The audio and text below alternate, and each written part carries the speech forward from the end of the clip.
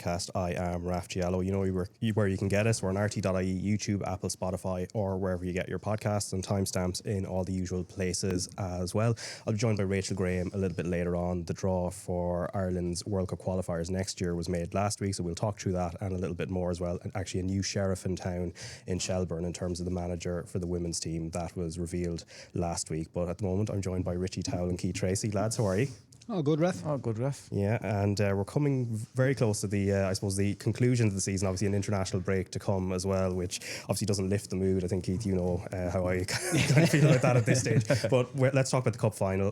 Shamrock Rovers won the cup, beating Cork City 2-0 in the final at Aviva Stadium yesterday. And then Tony O'Donoghue, he was speaking to Rory Gaffney and Pico Lopez afterwards. Talk to me about the goals. The first one, a striker's dream. Even I would score that, maybe. Yeah, first one probably shanked it. Second one, I suppose, nice finish. Took a touch, looking to try and pass it to Berkey, but there's no sign of him, so I said I had to take it on. If you hadn't scored it, Berkey would have killed you. Yeah, absolutely. How would you rate the season so far? Unbelievable. When I say so far, the season domestically is over, but Europe's still to come. There's more to come. But you know, we've had a great year. This man, absolutely unbelievable. He's probably had the year of his life. World Cup, treble, baby Diego. He can't do any more. Well, congratulations to you. He can thank you for making it possible. Congratulations to you. It was a marvellous year, as Rory rightly says. How does it feel? It's amazing, to be honest with you. It's probably the first time that I'd actually sit back and celebrate everything, because one thing just kept happening. You had to keep your focus on the next goal, trying to win the league, trying to win the cup, what you've done today, and now we're history. So, since Diego was born, like I had in the back of my head, sorry, since we knew we were going to have him, in the back of my head thinking, these are the days you want to celebrate with your kids, and I'm in a privileged position to be able to do that today. And also father of Diego, I think, is the more important role he has in life now. And Rory Gaffney before that as well, who scored both goals for Shamrock Rovers in the decider. Just on the attendance, it was 35,252, which is about 3.5k down on last year and about 8k down on 2023. But Richie, you've been in that dressing room with those lads. They're your mates. Just can maybe sum up the achievement and what they've done in terms of getting a double and a fifth title in 6 years on top of it. It's incredible, it is. I heard Stephen Bradley reference a dynasty couple of weeks ago, and it's not far off that, Raf. It's absolutely incredible what they've done. I think it's hard to win a league. It's hard to win a cup. It's even harder to do a double when you throw in the mix that they've had European competition as well. Like, they played AEK Athens during the week, rested players, and still managed to get a result. Flew home then in the early hours of Friday morning and managed to get up and get themselves up for a cup final and win it, which is, it's absolutely incredible. And I'm absolutely delighted, first and foremost, for Pico Lopez. I said it last week, he's a salt of the earth person. He's probably had the best year that he'll ever have in life. So it's absolutely brilliant for him. Obviously, Rory Gaffney was speaking there as well. Rory had some really, really bad injuries last season, which ruled him out completely. It was probably touch and go for him whether he was going to continue playing football. He really had to come back and prove himself in pre-season with Shamrock Rovers, and I'm absolutely delighted that he's gone and done that. And then he obviously gets 2 goals in the cup final. Absolute magic, like. Yeah, but Keith, at the same time, Cork City made a game of it, particularly in the first half. So what did they do well? Because they also did, like Ed McGinty, he didn't have a quiet game either, at least in the first half. Yeah, I think Ed was right in line to getting man of the match. Had Gaffney not got the 2 goals, I think Ed McGinty would have got it, which just gives you a little insight into how well Cork were doing. I think what they did really well, Raf, was just compact the space. They were really narrow. They forced Shamrock Rovers around them. They didn't give them much space or time on the ball, and it was very, very competitive. And I've listened to Jerry Nash already after the game speaking, saying that the red card was absolutely pivotal. It was, but in the same breath, it was the definite red card, and you can only blame the player. You can't have a pop at the officials. On this occasion, it was a definite red card.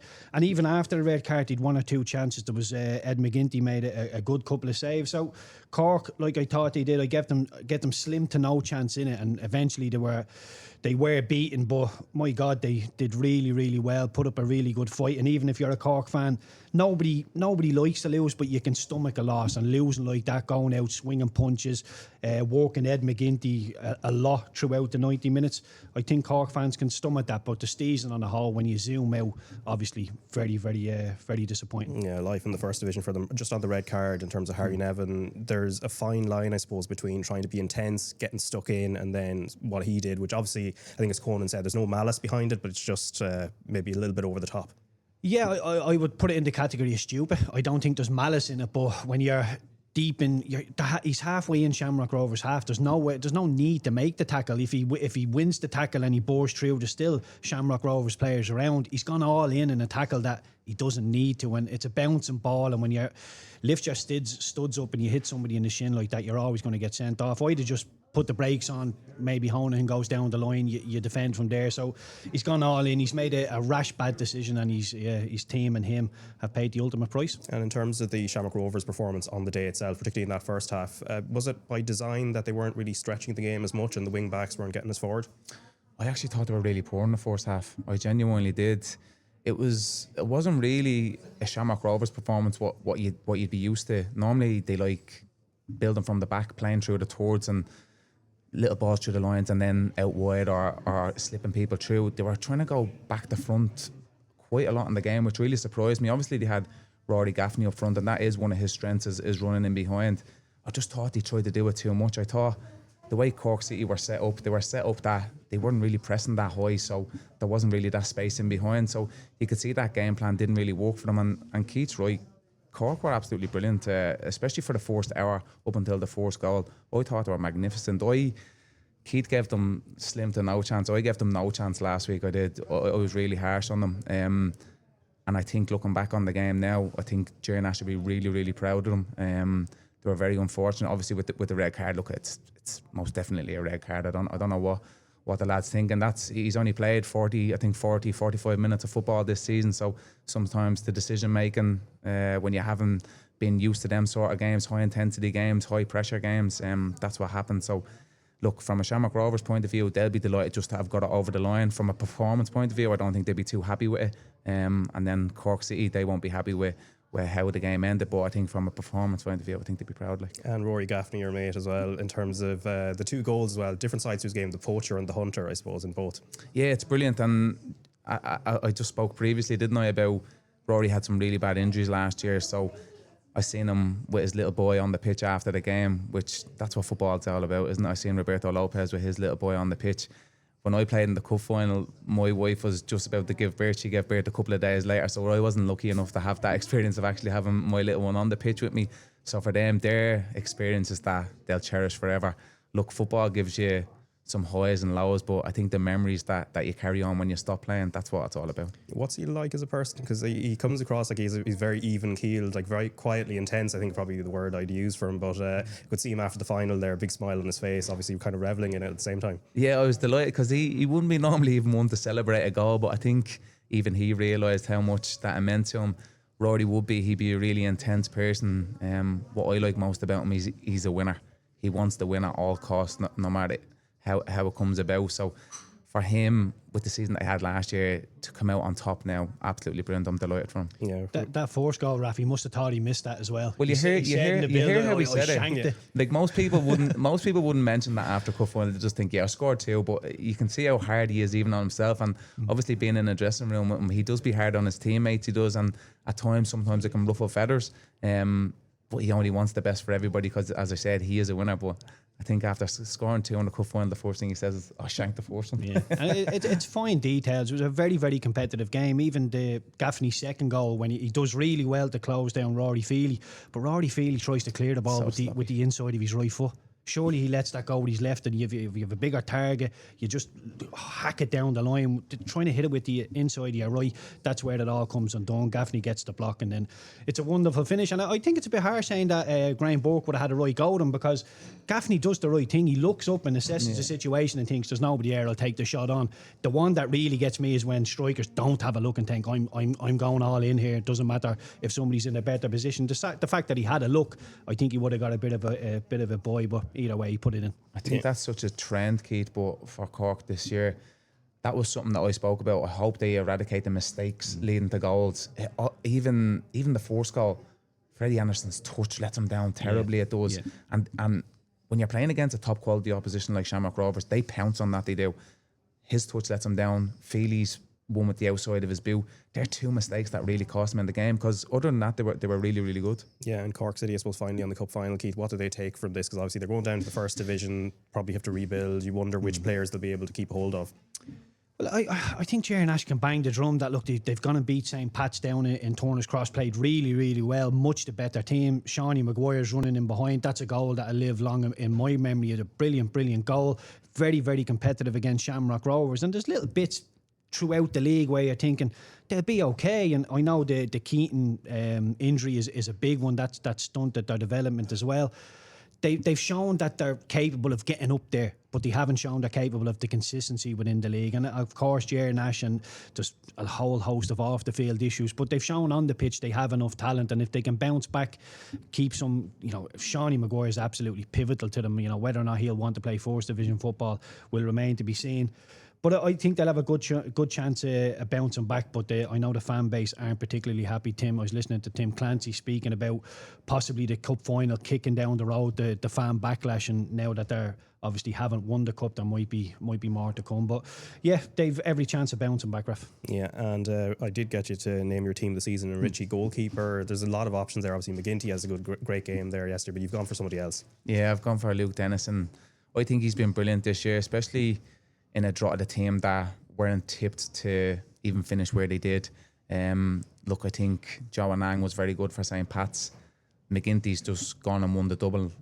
He's probably kept the most clean sheets, and I haven't put him in my team, so I think he'll feel hard done by. But I just think I watched quite a lot of Drita this year, and every time I watched them, I thought Luke Dennison was absolutely brilliant. Yeah, and back four, Keith, you named two Rovers players and a couple from another team, including one from Drita as well. Yeah, and look, again, I think it's important to say, just like Richie is saying, there's an argument to put every Rovers player in every position, but I think for argument's sake, we won't do that. Luke Dennison's a very fine goalkeeper, had a great season. Ed McGinty last night, or yesterday in the final, you're probably thinking that would tip it, but this is league team of the year.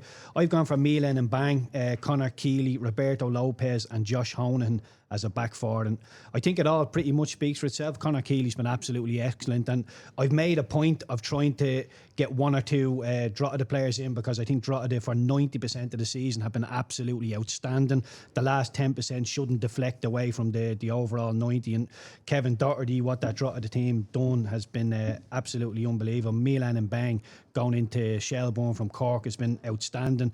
Roberto Lopez has been Roberto Lopez. He's doing what Roberto Lopez does. I remember him making a mistake a couple of weeks ago, and one thing Roberto does is when he makes a mistake, he doesn't compound it with another. He makes them in isolation, and that's what all good defenders do. Everybody will make a mistake, but he never compounds it with another. And Josh Honahan is a League of Ireland player that's getting tipped to get into the Irish team, and that again probably speaks absolute volumes for him. Another brilliant season. Yeah, and the midfield for sort of a bit of a mix here, just one Shamrock Rovers player in there. I know, yeah, I've gone for Kerr McEnroy, Matt Healy, Dawson Devoy and Michael Duffy. Look, I think Kerr McEnroy has been absolutely incredible. I've watched a lot of Shells this year. I think he controls the tempo in all the games. He's chipped in with some really important goals, and I think you see when he was actually out of the team, I think you see how much the Shelbourne's performance levels drop. So I think he's absolutely vital for them. Matt Healy, I think, kind of speaks for itself. He's won the double this year, absolutely instrumental in everything they've done. He probably played nearly every single minute of every game, probably had the most passes of any player in the league. So he's been really, really vital for them. Dawson Devoy, I think he's probably been a shining light for Bohemians. I actually think they've really struggled this year. I know they went through patches of good form, but every time I watched them again, he was absolutely fantastic. Very, very similar to Kerr McEnroy, controlled the tempo of the game. Anything good that Bohemians done kind of went through him. I think they're very lucky that he stayed fit all season as well, that he wasn't missing for any parts, because they would have really struggled. And then Michael Duffy speaks for itself, doesn't it? Yeah. Goals, assists, everything he's done, absolutely fantastic. Yeah, I think the only difference in your midfield is actually Harry Wood. I think you've had him. Yeah, I've Harry Wood just off the left. I wanted to try and get Harry in. I think he's had a brilliant season. And what I've tried to do, you can get bogged down with stats and statistics and who's done this, who's ran the most, who's got the most blocks.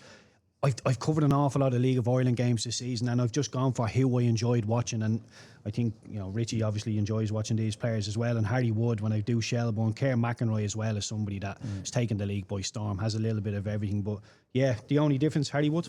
Yeah, and you also named the strikers, or at least you had the honour of doing I had interesting choices. And I've just been talking about, throwing stats out the window, but it's impossible to ignore these two up front, their stats. Podge Amond, top goal scorer, I think it was 13 goals in the league. Mason Melia is the only Pats player that's got anywhere near my team, to be honest with you. Pats have been very, very underwhelming, but to be doing what he's doing at such a young age, to lead the line, and every time you listen to Stephen Kenny after games, he's highlighting young Mason and saying, he's been kicked from pillar to post, but he just keeps coming back for more. His finishing ability is evolving throughout the season. You see him getting better and better, and like I say, the way he runs the channels, his physicality, his hold-up play, everything is really, really good. Excellent season, and only pipped by Podge Amond as the top goal scorer. And I said it on commentary on Friday night in the relegation playoff place. Podge Amond, absolutely unbelievable player. Where would Waterford be without him? Graham Burke on that team.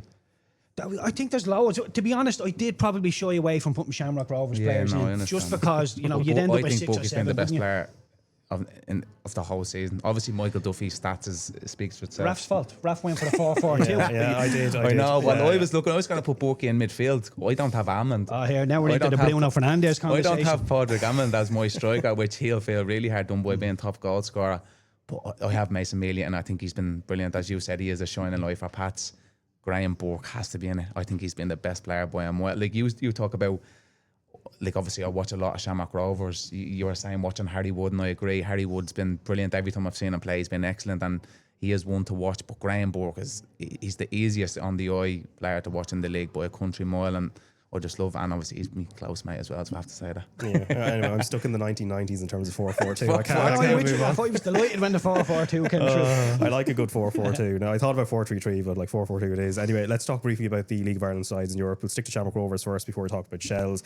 And Shamrock Rovers went to AEK Athens, not with a lot of hope, but came away with a 1-1 draw. Graham Burke actually scoring a penalty in that game, and then a last-minute penalty from Luka Jovic. And Richie, the overall performance, what did you make of it from Shamrock Rovers? Because to go there and get a point, I think when we were previewing it, we weren't giving them too much hope, given a cup final was also coming around the corner. Yeah, well, even the bookies didn't give them any chance, did they? I think they were 20-1 to win the game before it started, so I think that'll show you the magnitude of the game that they were up against. AEK had beaten Aberdeen 6-0 in the game before that, so they were really up against it. And I think you could see Stephen Bradley, what he was putting all his eggs in one basket. He didn't start Matt Healy.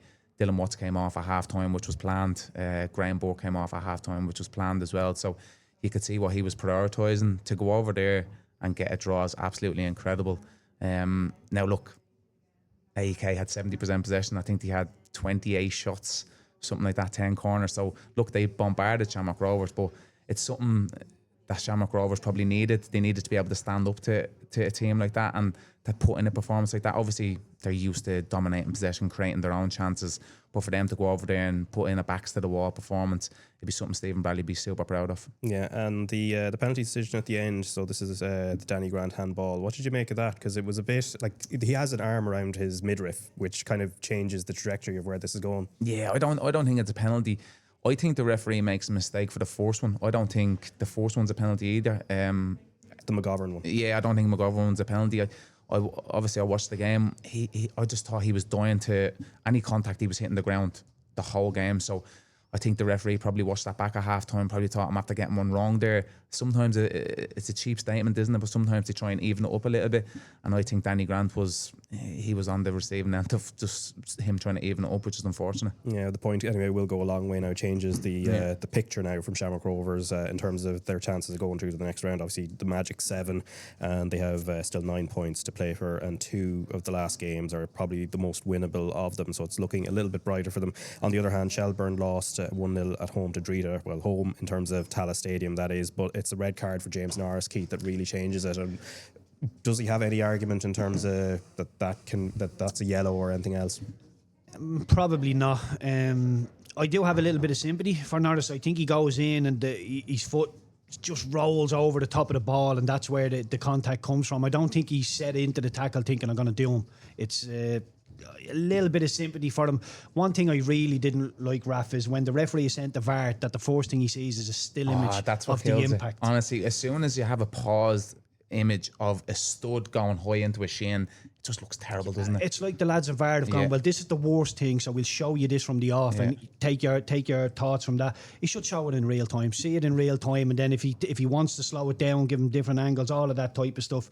I didn't like that, but having said that, when you do look at it and you slow it down, and again, a little bit of sympathy for Norris, but possibly a red card. I don't think you can be too annoyed about it, to be honest. The Becco chance when I think it's McElroy goes from back to front and the centre halves headed off each other and the goalkeeper's displaced. It's a really, really big chance. Harry Wood hit the post straight from a corner, and then the Norris sending off happened straight after it. So Shelbourne, I think, have been a little bit unlucky. They've been competitive in all the games, only lost from by the odd goal. They're yet to score in Europe, which will be a little bit of a worry.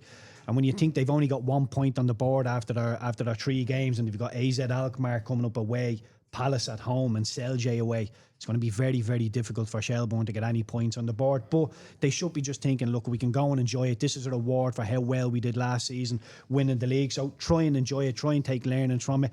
And one thing that you should have as a Shelbourne player when you finish this European campaign is a dying hunger to do it again next season and keep getting back into Europe. Yeah, and obviously it's a learning experience. Obviously the goal as well that Drita scored, with no offence to them, it was very jammy, I thought. Jammy is exactly the right word, I think. But anyway, a defeat is a defeat, and it's 1 point for the moment for Shelbourne, which came in the 0-0 draw against BK Häcken in the opening game in this Conference League. Now, in terms of stadium updates, very briefly before we move on, Bowes put out a statement last week where they said Bohemian Football Club welcomes the unanimous decision by Dublin City Council to send a Dalymount Park funding proposal for final approval to Minister James Brown.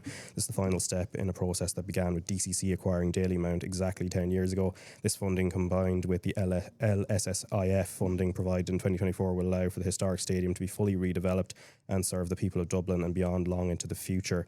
And Shells also have some positive news in terms of their own ground. So Shelbourne Football Club is delighted to announce that the formal agreements with Dublin City Council for a 250-year lease of Tolka Park have been completed, securing the long-term home of the club for generations to come. So that's positive for both of those. Now, in terms of the promotion relegation playoff, Waterford are going to be playing Premier Division football in 2026 after beating Bray Wanderers, but it was a hell of a match. And Keith, you were covering this game in terms of doing co-com for Virgin on the night, and the weather can be a bit of an equaliser. Yeah, it can. I had to be in Tolka Park a couple of hours before kick-off, and I was on the pitch and it was wet under, really, really boggy, really soft underfoot, and the rain was still coming down. So as the game was getting closer and closer, I thought this is not going to be a pretty game of football. This is going to come down to whoever wants it more. And as soon as the two teams come out, a couple of tackles started flying in. And the one thing I thought, as a neutral in my head, I thought I'd love Bray to score first to really throw the gauntlet down to Waterford here. And that's exactly what happened. A really good goal. And that's exactly, what have Waterford got now? Because in the build-up to it, I was thinking about the mental side of the game, and Waterford must have been thinking, this is a punishment. We don't want to be here in this relegation playoff. We should be on the beach by now. We should be gearing up to Christmas with the families, whereas Bray would have wanted to be in this situation. So they were all on a high. They were confident coming into it. But as soon as Bray scored, Waterford just wrestled it back, and it wasn't, again, through any sort of nice, neat football. It was just getting the ball up top, winning the seconds, doing the basics really, really well, and minimising any sort of the mistakes. The Noonan goal, the short corner, the little back heel, I thought was a lovely, lovely work goal in a chaotic game. So I thought the better team won in the end, but I thought Bray gave a really, really good account of themselves. Really young squad. Young Billy O'Neill come off the bench, only 17 years of age, and everybody from a Bray persuasion was telling me before the game, you're going to love this boy Keith when he comes on. And when he came on, the whole Bray stand stood up. They all gave him a standing ovation. So I got a little insight into how well he is, how highly he's thought of down at Bray. And I thought Rhys Bartley was really good as well. He was a player that I had at Pats under 17s a couple of years ago. He's on loan from Pats, so still highly, highly thought of. And yeah, in a game that both teams throughout the season couldn't really defend too well, there was mistakes all over the place. We got 3 goals and thought it was highly entertaining. A little bit of a throwback, long balls coming in from throw-ins, all sorts of fighting, passion and desire. real throwback, and enjoyed every minute of it. Yeah, and Sam Glenfield also rewarded for staying on his feet because he could have gone down and He rode that tackle excellently. Yeah, he did. Yeah. And in terms of obviously Bray, with a lot of young lads, how many of them they can keep as well be interesting. But Richie, the other interesting thing, just listening to the TV coverage actually, was just in regards to the Waterford job and John Russell being sort of linked to it as well. Now he's obviously at Sligo Rovers, and he's, you know, does it feel like it would be a sideways move? I'm kind of trying to think of what would the benefits be in terms of swapping Sligo for Waterford, given Sligo is sort of his club in a sense as well. Yeah, I can't see any benefit that. Look, there's be loads of talk that's thrown around, and a lot of it does be a load of nonsense. I would hope that is nonsense as well, specifically for Sligo Rovers, because I think John Russell has done a really, really good job there. Every single year his best players gets taken away from him, which is very, very unfortunate for a manager to try and build something down there. So look, they finished ahead of Waterford this year. Like you said, Raf, that's his club down there. He is loved down there. If he can hold on to his best players and the board promise him that and give him a few bob to spend, I've no doubt that with his managerial qualities that he'll have Sligo at the top end of the table rather than the bottom end. Yeah, and in regard to Dundalk as well, so just a couple of updates of what's happening in the club there. There was one this morning, but I'll come to that very shortly. This was last week. You can read the full story on RTÉ.ie. So kit supplier PlayerFit have begun legal proceedings against Dundalk FC over an unpaid debt of €130,000, claiming they've also broken an agreement which relates to the issuing of a licence to compete in the League of Ireland last year. The manufacturer based in Armagh has been working with Dundalk for the past 3 seasons, during which the Oriel Park club has encountered serious financial difficulties. A statement from PlayerFit owner Kieran Quinn said that the payment plan over the debt, which was promised under the FAI's independent licensing a year ago, has not been adhered to. Quinn feels it should place a licence for next season in doubt unless the matter is addressed. And then the second update is actually from this morning before I came in. So Chris Clinton has confirmed, following discussions with former director John Temple, that he has acquired the 65% shareholding Mr Temple previously held. As a result, Mr Clinton will step in as club chairperson with immediate effect and will appoint a new Dundalk FC management board in the coming days. And of course, Kieran Kilduff staying as the first team manager and head coach as well. The other last update before we move on to the international scene: Fran Rocket appointed Cove Ramblers manager. He's previously been assistant down there. Now, Ireland against Portugal, and the squad was named last Thursday. There's a few sort of surprises in it. Kevin O'Toole, who plays for New York City FC. I think there were a few people frantically Googling after that, wondering who he was first. Now, he actually does have a connection here beyond just the eligibility. His sister Gillian plays for Treaty United, and he's not the only MLS player in the squad. Andrew Moran of LAFC is also in. Matt Doherty misses out through injury. Johnny Kenny had initially been left out. Might talk a bit about that, but he's this morning been called up along with Jamie Regrass, so a couple of Scottish-based players in. Evan Ferguson out of the first game, but he was named in the initial squad, so the hope would be he'd be around for the Hungary game. So Richie, just on Johnny Kenny, the initial decision, obviously he's in now, but the initial decision, like last week we were talking about that it would be, he's not just a shoe-in for the squad, he actually could go straight with the team, and then he's left out. Now obviously it means he's behind Evan Ferguson, Troy Parrott and Adam Ida at this stage. Look, I think we kind of knew Johnny was behind them in the pecking order anyway. Just, you see the previous squads that Heimer has picked, but just on recent form, he obviously scores against Rangers in Hampden Park in front of an unbelievable crowd. Confidence is high. He scores again yesterday. As I said, that's a type of player that I want to be playing, starting the game, especially against a team like Portugal, a team like Hungary, where you're going to be backs against the walls. Use Johnny Kenny's physical attributes. He's quick, he's strong, he's tenacious. That's what's going to be needed when you're going to go and try and counter-attack on teams and stuff like that. So when he wasn't named in the squad, I just thought it was absolute madness, but it kind of sums up Heimer's management so far, doesn't it really? Like, yeah, in terms of like the difference between playing in Scotland and playing in the Championship, you've had experience of both of those. Is there much of a difference, or where did the two sort of leagues match up? Look, I think if you look at the top end of the SPL, it's so strong. You obviously have Celtic, Rangers, Hearts now coming into it as well, really strong. But then you have the financial giants that are in the Championship. When I was playing there was the likes of Aston Villa, Leeds, Newcastle, big teams like this. You probably had lads on 80, 90 grand a week that Celtic and Rangers would never be able to pay that sort of money. Do you know what I mean? So, look, financially there is differences. The standard, I think, will be a lot better at the top end of the Championship compared to the SPL. So I just think you have to take it on current form, and under Johnny Kenny's current form, he's absolutely flying here. So I think he should have been in from the get-go. Like. Yeah, and in terms of Kevin O'Toole, now people would have done their frantic googling. So this is this is what you get out of it. So he qualifies for Ireland through his Dublin-born granddad, and is 26, and he came through the New York Red Bull system and is now at the Big Apple's other club, New York Red Bulls, since being drafted, New York City FC, I should say, since being drafted in 2022. Now this is what Hamer had to say in the press conference. He's playing in a position that we don't have a lot of depth in. We are missing, obviously, Robbie Brady, and Ryan Manning is suspended. Callum O'Dowd is injured. Josh Honahan has been struggling with fitness in his groin, so Rovers are playing safely with him, not playing him all the time. I guess he will play the FAI Cup final, but struggling with injuries.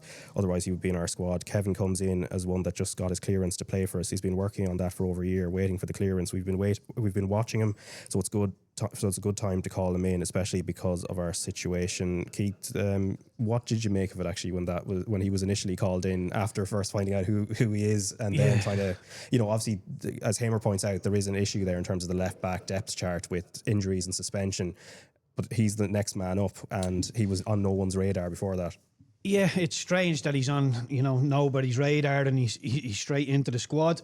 One thing that, Hamer's saying we've a lack of depth there. I think we've got a left back smacking us in the face with over 100 caps that could come in and do a job. And look, if Hamer, I believe he said in his conference when he was asked about Kevin O'Toole, look, it's the situation. And if a player's coming in because of the situation, then he's only coming in to make up the numbers. And that's no problem. If Kevin O'Toole is going to come in and get a taste of it and maybe get a cap further down the road, absolutely no problem.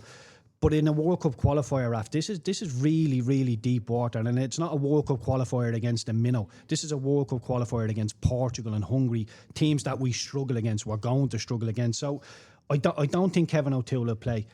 James McLean is right across the water, has over 100 caps for Ireland, still playing at Wrexham. Why not just get him? I would feel an awful lot more comfortable that if, for instance, a couple of players got injured and Kevin O'Toole had to play, I would feel an awful lot more comfortable with a Centurion at left back who's been there, done it all before, and we know we'll get a level of effort out of James. I don't. We've 7 centre halves, 7 players that can play centre half in our squad. Coleman, O'Brien, O'Shea, Collins, Scales, Egan, Dunn can all play centre half. So the fact that the manager has had a look and thought, you know what, I'll get a left back in here as well. It's uninspired and stuff. Even the Andrew Moore and stuff. I have nothing personally against Andrew Moore, and I actually quite like him. Every time I listen to him, he endears himself to me. But he hasn't been in the last couple of squads. He's gone to the MLS, and it was like Hamer said, okay, I'm not quite sure of the technical ability over there. We'll have a little look at you and we'll see how you're faring. So now he's in the squad. Oh, okay, you must be setting the world on fire over in America. He's played 9 games in the MLS. He has 1 goal and 1 assist. Yeah, so he's in now. So is he being picked on form? Is he being picked because somebody else is injured? I don't understand why the team has been picked like it is. Johnny Kenny should have been in it from the absolute start. He's, like Richie said, a player in form at the top end of the park we don't have. Evan Ferguson is doing okay at Roma, but he's not scoring the goals. Troy Parrott is doing really well at AZ Alkmaar. Evan Ferguson is out with the first game now.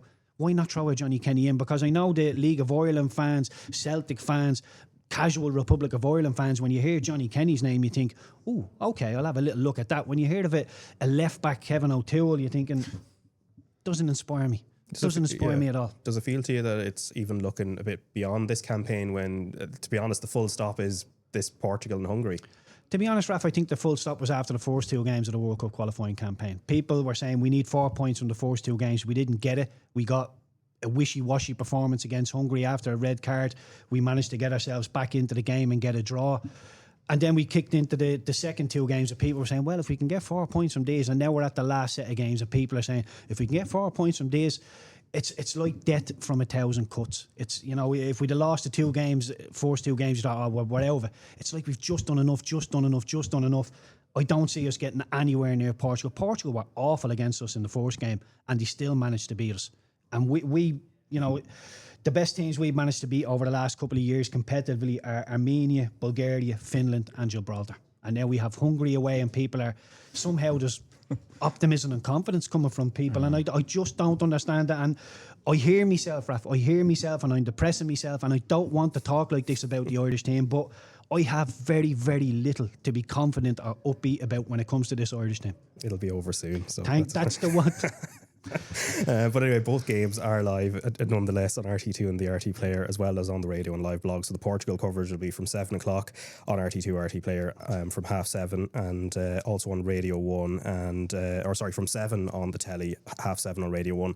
You're probably aware by now, but there is a new sports show on Radio 1 called Inside Sport with Marie and Jackie at the helm as well. So there'll be some build up to ahead of the Thursday game, and then of course Sunday live coverage of Hungary against Ireland in Budapest. And how do Ireland set up for this first game, the Portugal game, Keith?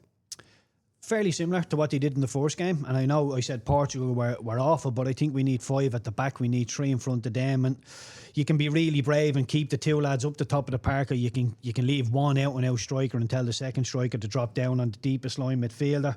But honestly, Raf, I think you can talk tactics, you can talk, what I want you to do. We're at the mercy of Portugal. If Portugal turn up, the likes of Bernardo Silva, Ronaldo, Rafael Leao, Bruno Fernandes, Nuno Mendes, the best left back in the world. João Neves, I did PSG against Bayern Munich during the week. João Neves comes off the bench and changes the game. He's that good of a player, and we have players that are just not on that level. So I just feel we're at the mercy of Portugal. And if Portugal come and they have the bit between their teeth, it could be anything. But notoriously, Raf, we put it up against the bigger nations. It could be a valiant loss, which we so often do get against the bigger nations. But I just feel we're at the mercy of Portugal. Yeah, a valiant loss won't be good enough anyway, in the sense if Hungary beat Armenia and we lose to Portugal, it is actually all over before we even head to Budapest. So is it a sense of like putting all the eggs in the Hungary basket, just try and get a point against Portugal, try and nick a 0-0 draw? That's most definitely what it's going to be. I know people will always say, we never go out to be set up to draw or to lose a game. We always go out to set up to win a game. We are going to be set up to draw this game, backs against the walls, and just pray that results go our way in the other games. I think probably Liam Scales is going to come in as the left back. I think the Kevin O'Toole one, I think, is a bit of a token gesture to come in. This could be probably his only ever squad that he ever makes. I know Heimer said they've been waiting, a year for his clearance to come true. I don't think he would have been in any of the previous squads. And I don't think he's going to be in any of the squads after that. I don't mean to be disrespectful to him, because he's probably doing well over there. What really concerns me is the midfield options. Obviously, I thought having Malumbi in the last couple of games. For the first game. Yeah, he's suspended for the first game as well. So who's going to come in and replace him? Obviously, you have Josh Cullen that's going to be in there. Who's going to come in and play beside him? You could put Finn as, but he's like that a little bit more of a going forward attacking player, where we're going to be, as I said, we're going to be backs against the wall in this game. So it's going to be really interesting to see what he does. Yeah, and if we're out before we go to Budapest, would you go completely experimental in terms of like just look to the future in terms of the lineup for that? Yeah, I suppose you can, Raf. Look, I think you look at the players that's in the squad. Like, can you give Kevin O'Toole a game then when it comes to it and see how he does?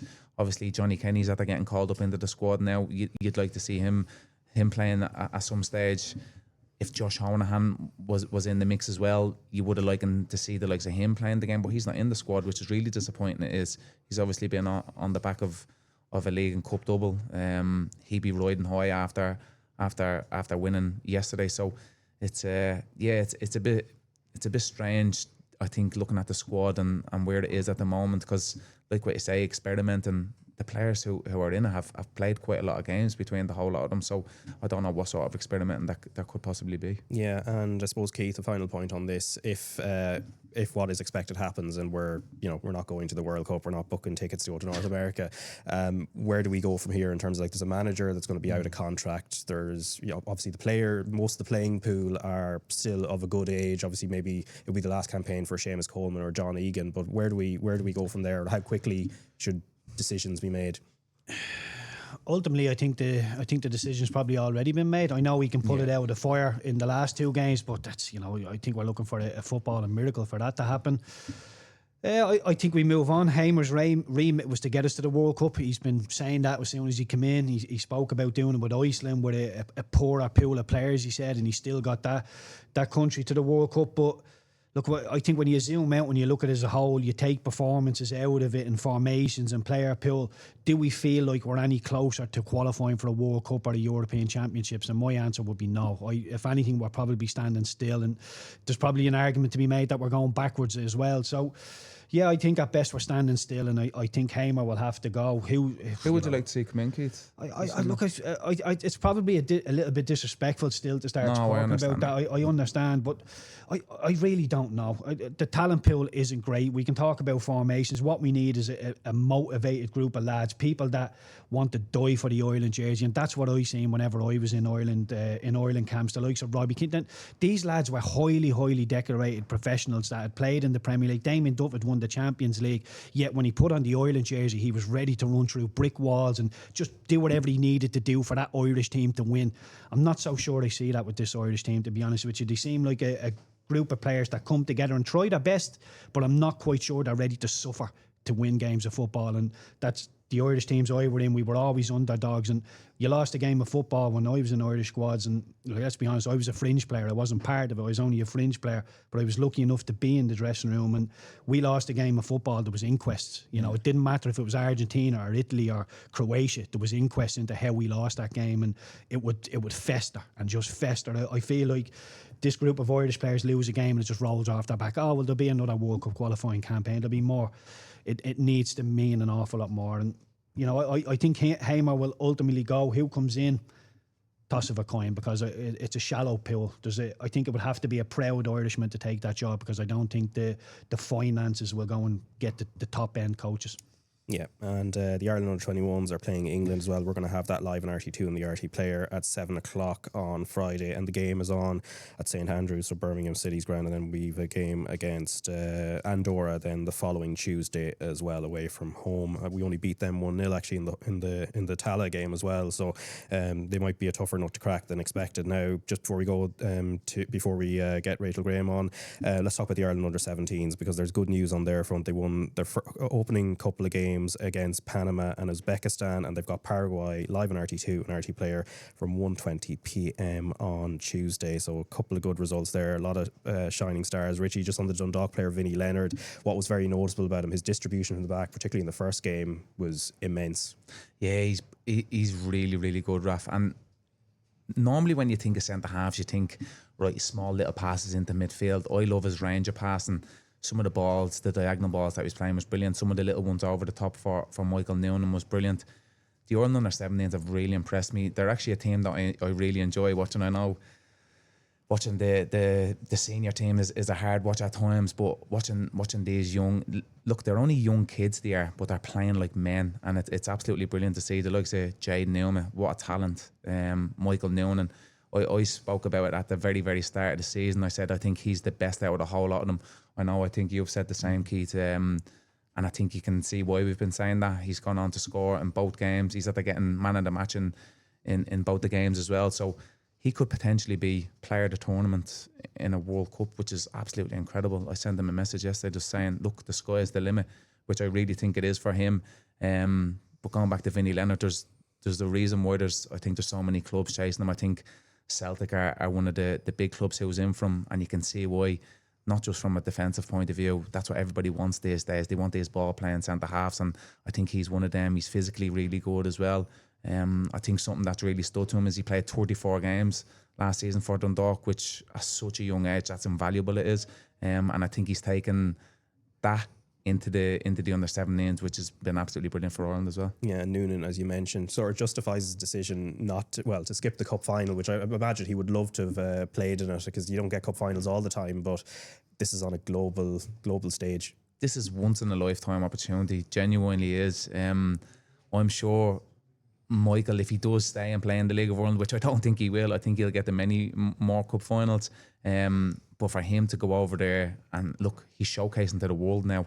He would have been the cup final is a great day for Irish football. It's one of my favourite days. I love watching the game. I love the atmosphere. I love the build up to it. It's like a proper game. It is. But Michael's going over there, and he's not just showing Ireland, he's showing the world what he's capable of doing, and I'm glad that he's hit the heights that I know he can. I think his best moment was actually one where he didn't score. It was the one, I think you might have seen in the first game, where he hits the crossbar after just taking left foot from Vinnie Leonard's pass as well. Yeah, that's with his left foot as well. Michael has an array of everything. He can score with his head. He's a lovely finisher. He can go left foot, right foot. He holds the ball up well. He runs in behind. He's kind of a striker that ticks every single box. And for me, what's most important, he has the mentality. He's super strong mentally, and that's going to stand him in great stead. Yeah, and as a former winger, Keith, Jade Nume, in terms of his potential and how far he can go, obviously he's at Benfica, which is a giant, and they bring through lots of players. So what have you made of him so far? Yeah, I really enjoyed him. I was watching the game on Saturday. Thought he was really good. A constant threat. I think I heard him described as a constant tease, which I think is a good way of putting him on the wing. He really likes to tease defenders. I like what I see of him. The under-17s, I was saying this on Saturday, I played for Ireland at every age group, and we never qualified for anything from 15s up to the 21s, up to a B team, to a 23s team. Never qualified for anything. So the fact that the lads are at a World Cup, it's brilliant. And when you look at the senior team now, you're thinking, my God, it's so depressing to go down a couple of rungs of the ladder and look at the 17s competing as they are, and the likes of Michael Noonan and a couple of others. It just lets your ears prick up and think, okay, maybe it's not all as doom as gloom as we may think. It might be a few years in the waiting, but yeah, the 17s are very, very good. And sorry, the manager's name of the 17s just escapes me. Colin O'Brien. Colin O'Brien. One thing I love about him, and I was talking to Pat Fenlon about him on the weekend, is he sets up his teams to win games of football. And I know these are World Cup games, but so often at underage level it's about progression and putting building blocks in place, and it's about the performance rather than the result. He wants to win games of football, and I love that at underage level, and I think the Irish team are really benefiting from having a good manager there. See, just to touch on that, Keith, what you're saying, I think so many of the under-17s have played men's football this year. Keith's right. A lot of when you're playing in the academy in England, it's like that. It's all just progressing football, which I agree with as well. Kids do need to progress playing football. It's not all about results at a really young age. But I think you see with a lot of lads who have been playing in the League of Ireland, like even Vinnie Leonard, Michael Noonan, like Vinnie Leonard has wanted to go on and win a league and get promoted to the first division. There's mortgages on the line. There's food on the table.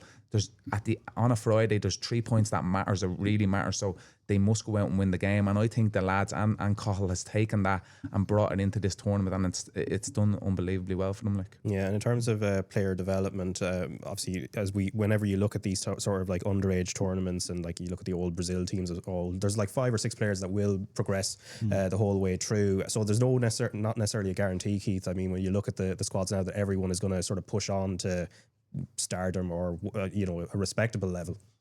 Yeah, it's so difficult. Like, so many people think, oh, well, you're in the underage system at Ireland at 15s, 16s, 21s. It's a natural progression to go into the senior team. It doesn't always work like that. There's a human being. There's a life that happens on the outside of all that. And I remember playing for the under 21s, and I think we were out in Portmarnock, and the Aviva was close to being getting completed. So they asked, I think it was Don Givens, can you give us the 3 players that is most likely to get into the senior team? I've seen pictures of this, actually. And, they wanted to do it as it was getting built, and then us on the pitch as it was built. So I think it was me, Owen Garvin, and it might have been Anthony Stokes. I can't remember, but I was there. But I remember looking at the picture and thinking, the 3 of us didn't really make an impact in the senior team. And I should probably only talk about myself. I didn't make much of an impact on the senior team. You all did play, but we all played, really but you wouldn't, Anthony Stokes, myself, and Owen Garvin weren't exactly Irish legends, moving forward. So it's so difficult to think. The percentage of lads that go from the under 21s into the senior team,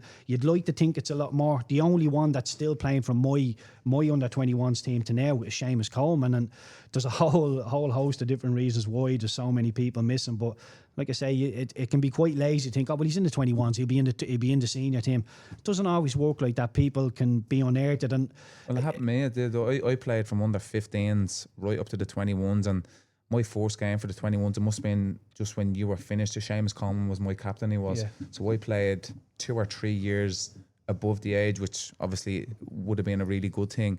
But then I never made that progression into the first time. I got called into a squad when I was playing the championship at Rotherham, but actually never came onto the pitch or went into a match day squad. So Keith's right. Just because they're doing well at under 17s, it's a load of fluff at this age. They need to really concentrate on what's ahead of them, making sure that they're living right, eating right, training hard, working hard, keeping their head down. Because especially when it comes to like this, a World Cup, sometimes you can let all the talk build you up, and then as soon as something bad happens, you're you're plummeted right down. So for them, it's just make sure that they stay focused now. Like. Yeah, and I suppose final question, Keith, just in terms of like how players improve, would it be fair to say between 15 and 18 you make your biggest technical jump, but then after that there are other areas of the game that are sort of more important? Yeah, I would say, but it depends what you're doing on a day-to-day basis. You know, you can say, I think the technical side of the game is absolutely massive. And I think when I was playing, people looked for a footballer and then they thought, well, we'll turn that footballer into an athlete. Now they look for an athlete and think, well, we'll turn that athlete into a footballer.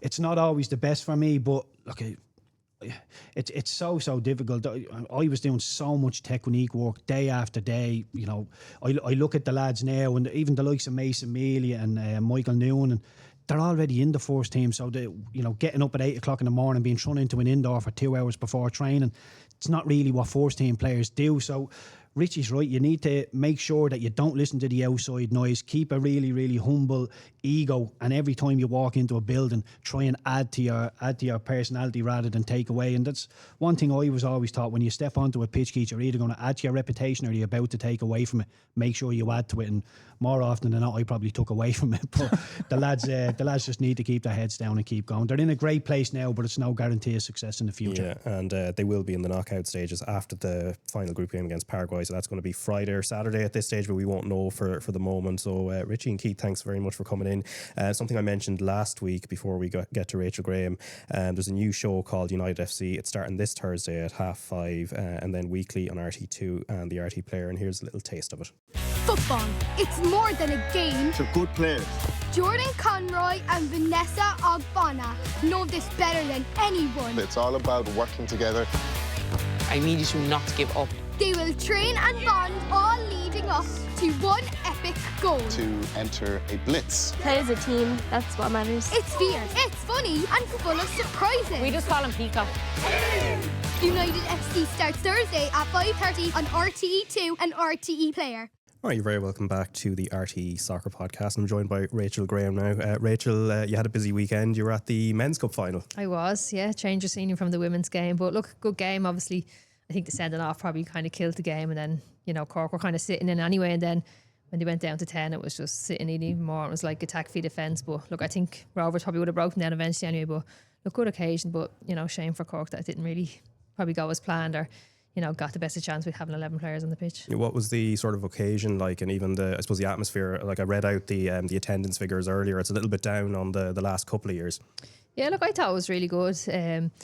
Obviously, probably would have wanted a more competitive game, but look, in the first half, I think Cork actually had the better chances of Rovers, and that was obviously their plan, to maybe sit in, frustrate them and catch them then on a break, and it was kind of working, but obviously hadn't scored. I think Ed McGinty made a few good saves, kept Rovers in it, but I think when they went down to 10 in the second half, then I think Rovers just kind of pulled away and, you know, were the better team on the day and deservedly won it. Yeah, and that's a double for them and a huge achievement, as I mentioned earlier as well, of course. But last Tuesday, Ireland were drawn against France, Netherlands and Poland in the World Cup qualifiers, and the windows will be in March, April and June 2026, with the 2 rounds of playoffs in October and November or early December next year. Fixtures will be confirmed in due course, and, you know, we spoke about it last week in terms of what would be the best case scenario, and I think it was something along the lines of pick your poison for pot 1. Once you get down to pot 3 or 4, well, 4 we were in anyway, but pot 3, there's a few opportunities there. And then when those 3 teams came out, what was your initial sort of thought about Ireland's chances?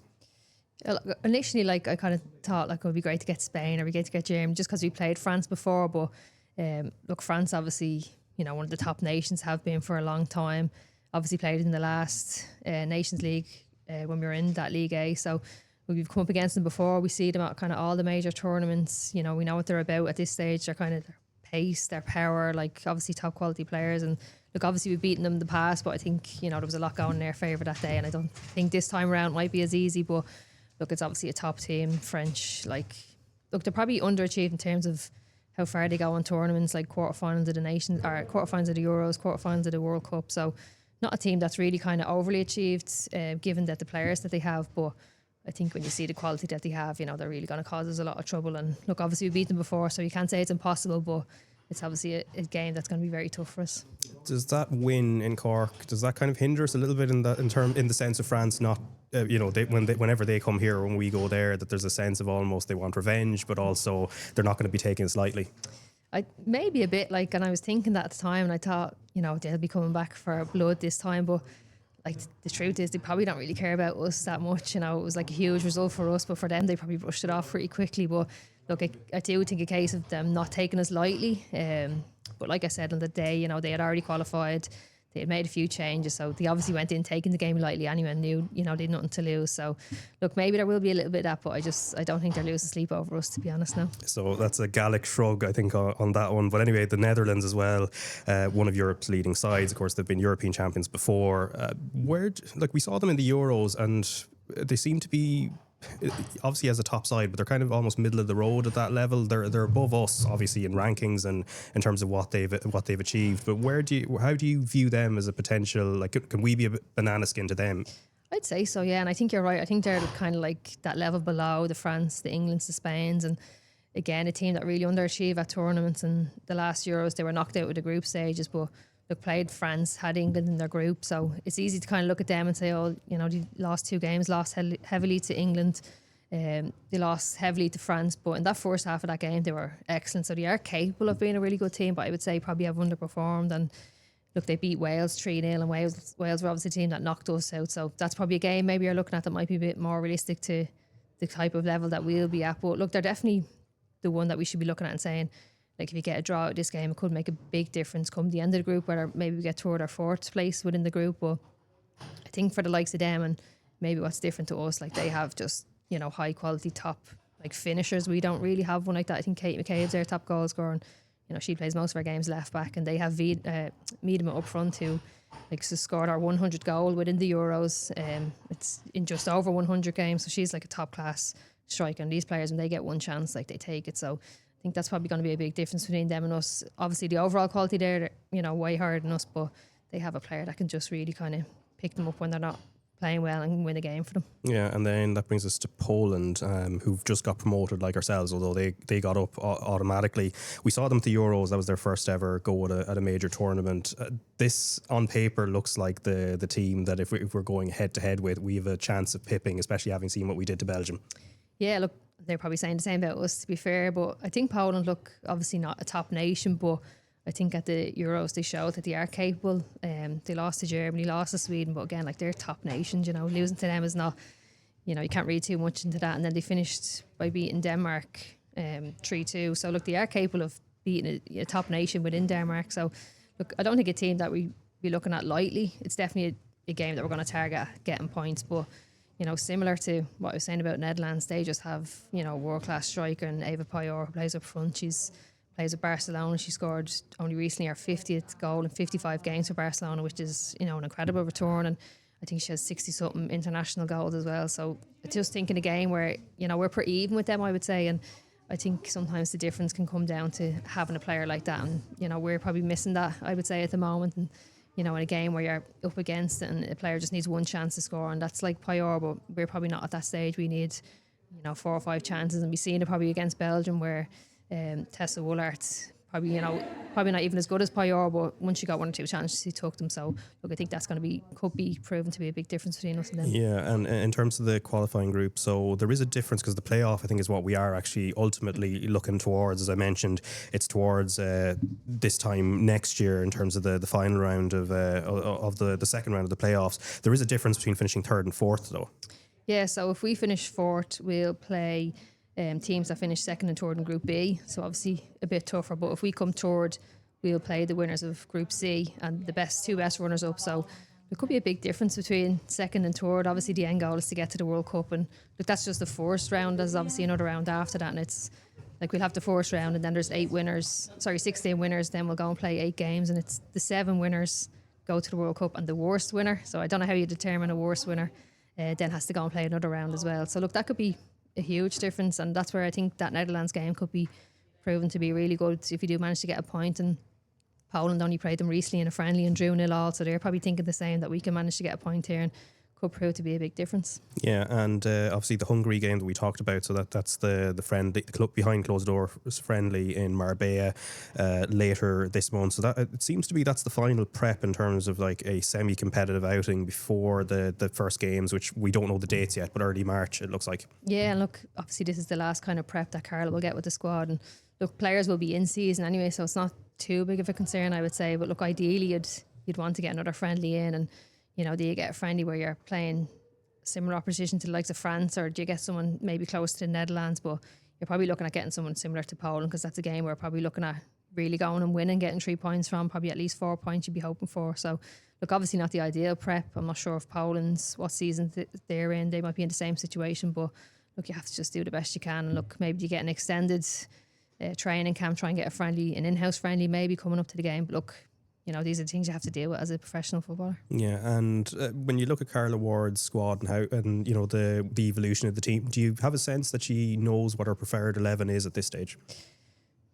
Good question. Like, it's hard because in the last 2 games, like, she completely changed her formation. She was always set to, we're going to play 4-3-3. That's how we're going to play, and obviously changed that. But look, there obviously is the main players that we know are going to be the main kind of staple players. She's probably made a couple of changes at the back. Maybe doesn't really know our best back line. That's obviously not somewhere where you want to be changing. But look, I think in most teams, like, the kind of forward attacking players will change, depending on form. But I just think we need to get a really kind of solid back line now. And look, if we're going back 4 or back 5 or back 3, whatever way you want to look at it, I just think that kind of needs to be the one that stays consistent. Yeah, because it's interesting. Caitlin Hayes seems to have played herself into Carla's thoughts. At the beginning, it seemed, she was a favourite under the previous manager, and then that seemed to change. She found herself on the bench a little bit, and then just during those playoffs, she was in the picture.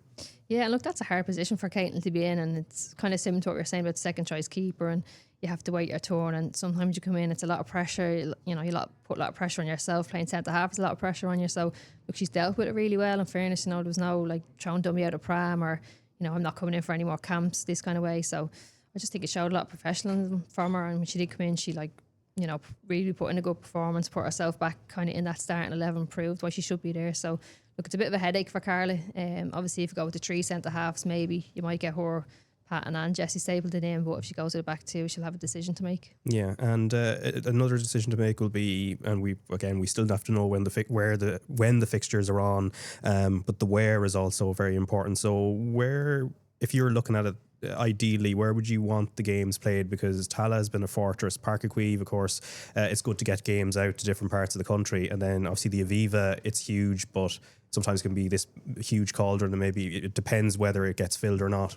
Yeah, and that's like, we're kind of like a bit of an in-between at the moment. I think maybe have we outgrown Tala a little bit. We're selling more than 10,000 tickets for games, but like, we had 14,000 for the Belgium game, the Aviva, and it's just, the atmosphere is just not the same as even 8,000 people in Tala. So it's a tough call. Do you get more people to the game but have less of an atmosphere, or do we stick with Tala and just really pack that out? And I do feel like that feels more like a home ground now for this women's team, and obviously it was good to go to Cork, get a couple of games there. We got a good crowd. I think it was 18,000 for the last French game there, so you will get a crowd there as well. But I just think we're probably not ready for the Aviva yet.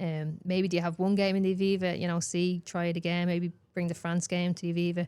But I just think for the team at the moment, I think the best place is Tala. I just think that feels like our home when we do have 8, 9, 10,000, that it creates a really good atmosphere, and maybe a bit intimidating for other teams. Probably feels a little bit more enclosed than like the Aviva would. So for me, I think I'd be going for Tala Stadium still for the next couple of years. Yeah, and in terms of domestic news, so we obviously spoke a couple of weeks ago about Owen Weirin leaving the Shelbourne jobs. Obviously, from your side, you're looking for a new manager, and Sean Russell, who I think we had spoken about previously after he'd left Treaty United, he's taken on the job. So in terms of like as a squad, how do you normally find this out, and how did you find out that Sean had got the job? There's no, we just find out through social media pretty much, it's just announced. But look, one or two of us did get a heads up the day before, but I just think in general it's it's just done on social media. And look, I think that's probably the way most clubs are around the world. That's just the way the game has gone. So that's kind of how we found out. But I think it's an exciting appointment. I don't actually know him personally. I never spoke to him before, I never met him, so I'm finding it hard to kind of have my own opinion of him. But I think anyone who's has worked with him knows him, speaks so highly of him, and his commitment, his dedication, his ambition is next to none. So I think it's really, an exciting. I still haven't spoken to him. I've a call with him later tonight, so I'm sure we'll chat through a few things then. I'm sure his phone's probably happening. He's probably has loads to do, get a squad together. You can see with our team now, we're signing back players, so I'm sure he's kind of trying to get all that going, and maybe might entice some players. I've spoke about Madison McGuane at Treaty for so long. I think she's so good, and me and Per were saying, if we could get her up, it'd be brilliant. She's obviously like she's going to be a superstar for us, no doubt about that. So if he can bring 1 or 2 players with him from Treaty, great, but I'm sure he's a lot on his plate at the moment. In terms of, like, obviously it's the off season, the next season isn't for a few months now. So when, and of course there'll be players moving on, some players staying. When does that sort of first meeting generally happen in terms of getting people together? Well, like if you don't get a new manager, it's usually just you're in for pre-season. But I'm sure, look, he's going to want to meet players. Whether he arrange is meeting face to face. Obviously there might be some players who kind of maybe have an idea they might want to go elsewhere, go abroad. So I'd say they're the players he's going to probably try and meet face to face.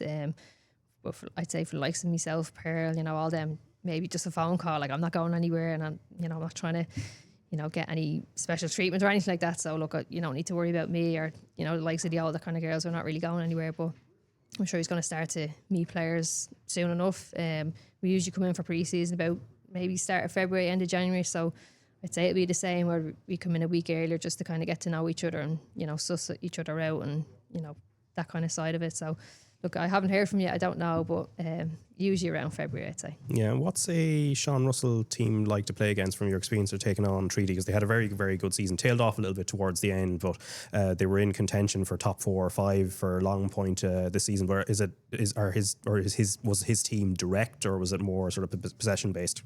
I think when we played them, like they were just very hard to play against, set up well defensively and kind of frustrated us a bit. And look, definitely worked at times. I remember down there, I think the first half we just couldn't break them down at all. We'd probably like 80-90% possession, we just could not break them down. And look, that's obviously not a style that we'll probably go and play at Shelbourne. So maybe it might adjust, but I just think that shows cleverness in him, that he maybe changed his game plan against the likes of us, and then we've seen him playing against maybe the weaker side of teams and going and beating them, playing really nice attacking football. So I think it's good that you can adapt and play both. But I think one thing for me is like they were always really set up well. Like the information he used to give to them on the sideline was always really spot on. So I think he knows his stuff, and we did hear, he obviously interviewed for the role, and the board were like kind of blown away with the detail that he went into and the tactical knowledge that he has. So look, I'm really excited about it. I think it's a really good appointment. But look, I think he definitely kind of knows his stuff from the way Treaty have been set up and had their highest finish ever in the league this year. So look, hopefully it's good for us, but I think time will tell. Yeah, and then throughout the league at the moment, in terms of transfers and things, when does that start sort of ramping up a little bit?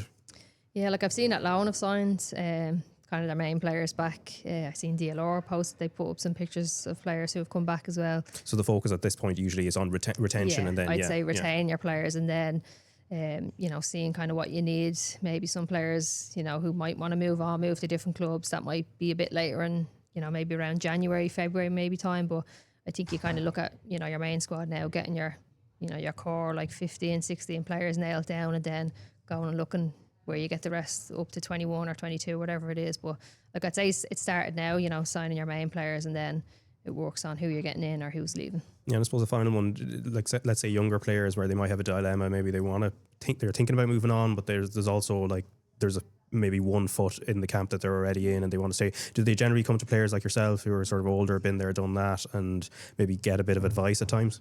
Yeah, sometimes they will. Yeah, just kind of get your advice on it. I know, like Leah O'Leary at the time when she was thinking about leaving, she came to us for advice. And look, I always find I'll always be honest about it. If I do think a player's right to move on, I'll tell them. If I don't think it's right, I'll tell them as well. So I just think for you put yourself in their shoes. Sometimes you can be easily selfish and say, "Oh no, stay here. You might get a chance or this and that." But I just think I'd never lie to someone like that. Look, there's bigger things in life as well. So I think sometimes they will. Sometimes maybe it's the parents has a big influence if they're under 18, and sometimes they might be best for the player. So look, I do think they will, but ultimately I think everyone at the end of the day will just do whatever they think is best. Yeah, and I suppose the decisions aren't always like football based either. I mean, there's a lot of sort of like where are you going to live, etc., all that kind of thing. Yeah, definitely. And look, that's obviously something you need to take into account. Like it's easy to say, "I'll get these players in from America or get this player up," but you have to think about can we put them up in accommodation? Can we afford to in a housing crisis and all that? Yeah, exactly. Yeah, so it's not as easy as just getting players in. Then sometimes there's visas involved, so it's not